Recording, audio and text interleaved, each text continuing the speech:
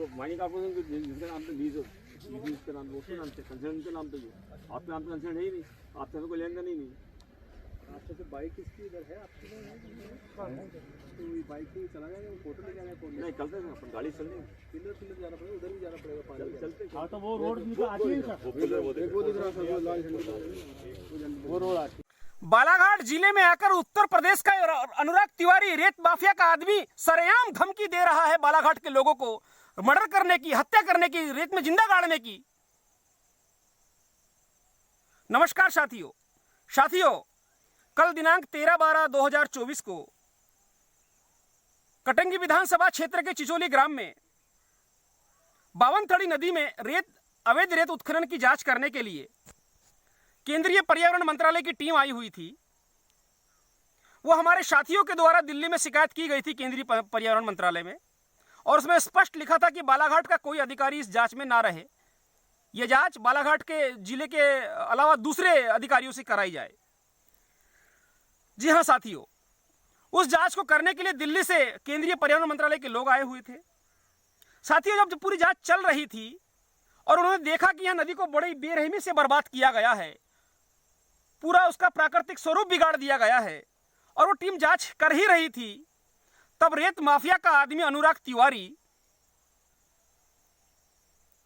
सबके सामने सरेआम मेरी हत्या करने की, मेरा मर्डर करने की, मुझे रेत में गाड़ने की धमकी दे रहा था, और शिकायतकर्ताओं को भी धमकी दे रहा था, जबकि वो लोग जांच कर रहे थे।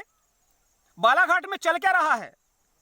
बालाघाट में कुछ वर्ष पहले अभी एक लवलेश तिवारी नाम का व्यक्ति ये रेत माफिया के पास आया हुआ था, और उस लवलेश तिवारी ने बैहर में हमारे एक पत्रकार साथी को गोली मारने की धमकी भी दी थी, और कुछ दिन बाद उत्तर प्रदेश में जाकर उसने अतीक अहमद की हत्या कर दी। ऐसे गुंडे पाल रखे रेत माफिया के लोगों ने, और बालाघाट के प्रशासन ने उन्हें खुला संरक्षण दे रखा है। मैं पूछना चाहता हूं बालाघाट के प्रशासन से कि रेत माफिया के गुंडों के कितनी मुसाफिरी आपने लिखी है, कितनों का क्रिमिनल रिकॉर्ड आपने वहां से बुलाया है। मैं निवेदन करना चाहता हूं बालाघाट के एसपी नागेंद्र सिंह से, ये रेत माफिया के जितने आदमी हैं सबका क्रिमिनल रिकॉर्ड उत्तर प्रदेश से बुलाए, और ये अनुराग तिवारी का भी क्रिमिनल रिकॉर्ड बुलाए। ये उत्तर प्रदेश से आकर हमें बालाघाट जिले वालों को मर्डर करने की धमकी दे रहा है, रेत में जिंदा गाड़ने की धमकी दे रहा है। उत्तर प्रदेश से आकर हम अपने जिले में नहीं घूम सकते, अपने क्षेत्र में नहीं घूम सकते? इतनी गुंडागर्दी इनकी बढ़ गई है क्या? पूरा का पूरा संरक्षण बालाघाट के पुलिस प्रशासन ने रेत माफिया के लोगों को दे रखा है, इसलिए इतने चढ़ गए हैं ऊपर। अभी अमोली में जाकर, लालबर्रा अमोली में ग्रामीणों को तलवार लटका रहे हैं गर्दन के ऊपर, और पुलिस का रवैया देखो। ग्रामीणों ने जब उनको घेर लिया, उनकी जब पिटाई कर दी, उसके बाद में ग्रामीणों के ऊपर ही मामला बना रहे हैं। अरे कोई हमारी गर्दन काट के चला जाए और कोई अपने बचाव में कुछ करेगा भी नहीं क्या? इस तरह से पूरा गुंडाराज चल रहा है। कल केंद्रीय पर्यावरण मंत्रालय की जो टीम आई हुई थी, उन्होंने पाया कि नदी को पूरा तहस नहस कर दिया है साथियों, और उन्होंने पूरी अपनी रिपोर्ट बना के यहां से लेके गए हैं।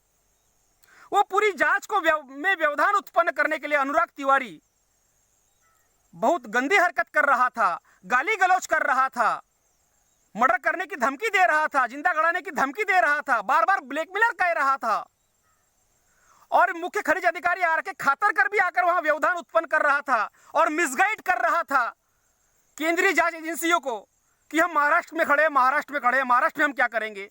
अब जीपीएस लोकेशन में महाराष्ट्र बता दिया नदी में खड़े हुए, तो बोले हम महाराष्ट्र में खड़े हैं, यहाँ क्या कर रहे हो? जबकि आवेदन जो किया गया था केंद्रीय पर्यावरण मंत्रालय को, उसमें स्पष्ट लिखा गया था कि बालाघाट का कोई भी अधिकारी जांच टीम में नहीं रहेगा। फिर ये आर के खातर कर अपनी टीम लेके वहां क्यों आए थे? साथियों, एक बात समझने की है कि जांच टीम आने के पहले रेत माफिया को पता चल गया, और रेत माफिया जेसीबी मशीन से, पकड़न मशीन से पूरी नदी को प्लेन करा दिया। पूरे गड्ढे 15-15 फीट के जो थे उसको प्लेन करा दिए।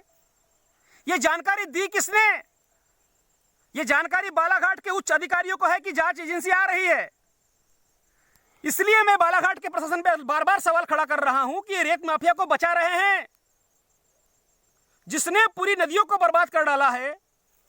अरे सरकारी उच्च पद पर बैठे हुए लोगों, जिस जमीन का अन्न खा रहे हो, जिस जमीन का जल पी रहे हो, जिस प्रकृति से ऑक्सीजन ले रहे हो, उसके प्रति कुछ कर्तव्य निभाओ।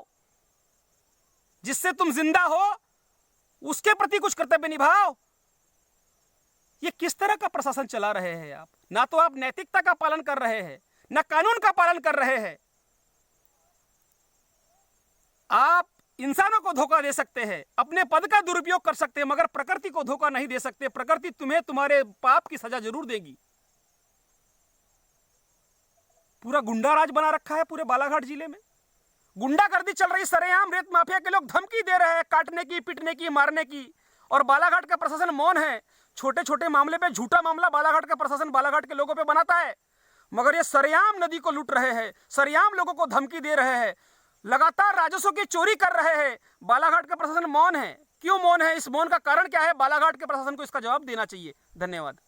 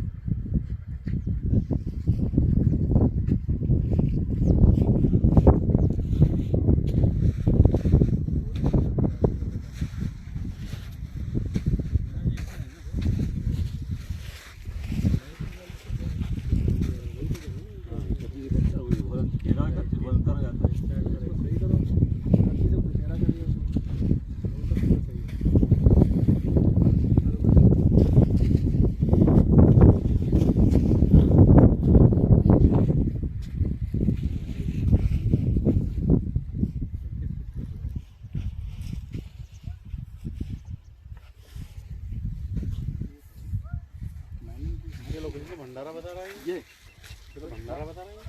देखो आधी नदी महाराष्ट्र में, आधी एमपी में। उधर साइड जो इधर खड़े थे बहुत सारा पोर्ट में महाराष्ट्र में है, महाराष्ट्र में आधे आधे रिवर महाराष्ट्र में। हाँ बॉर्डर भी महाराष्ट्र में ही है। हम महाराष्ट्र में क्या करे थे? हम तो एमपी की बात करें।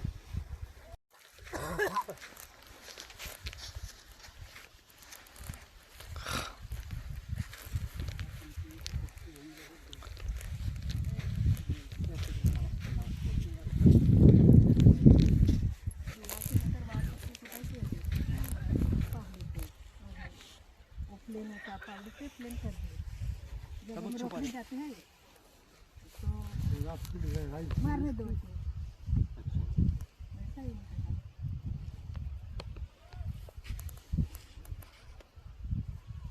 5 फीट खोदे हैं, 5 मीटर देख ले रहे हैं। सब स्पॉट निरीक्षण करने ही आए हैं।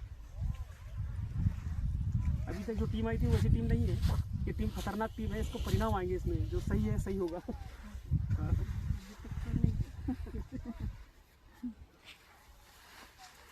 लगता के नाम तो इसी है। आप मालिक, हम किसी और को नहीं जानते। आपको जानते हैं। जो भी वायलेशन है आपके नाम पे ही है। वायलेशन होगा तो आप ही जुर्माना देना पड़ेगा। ध्यान देने वाला परेशान हो गया सभी करके।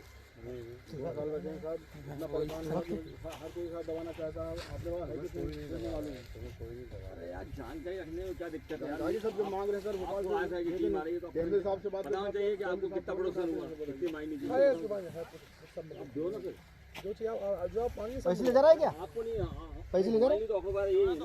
हम आपको थोड़ी जानते, आपको नहीं जानते, फोन लगाएंगे उठाएंगे नहीं फोन, हम आपको थोड़ी जानते। भैया वो सरपंच आते हैं जब यहाँ पे, नहीं वो सब सरपंच। देखिए आपका बीच का जो मामला है ना, हमको पता नहीं। हमको है ना एक सिंगल पॉइंट है, महसूस कर सकते हैं उसको क्षति पहुँचाई जा रही है। बता रहा हूँ आपको। छोटे छोटे मामले भी भूल जाओ उनको, बड़ा कर लेंगे।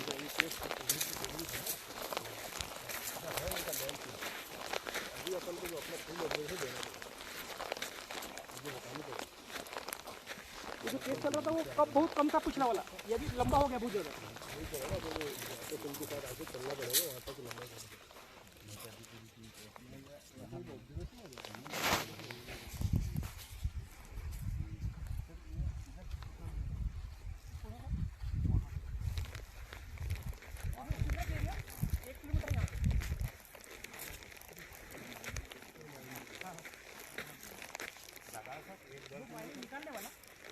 चिचोली में जो अलॉटेड माइन है ना, वो किधर है? जहाँ तक वो स्टार्ट किया वहाँ पे अलॉटेड है नहीं। समझ जाओ कि 1-1.5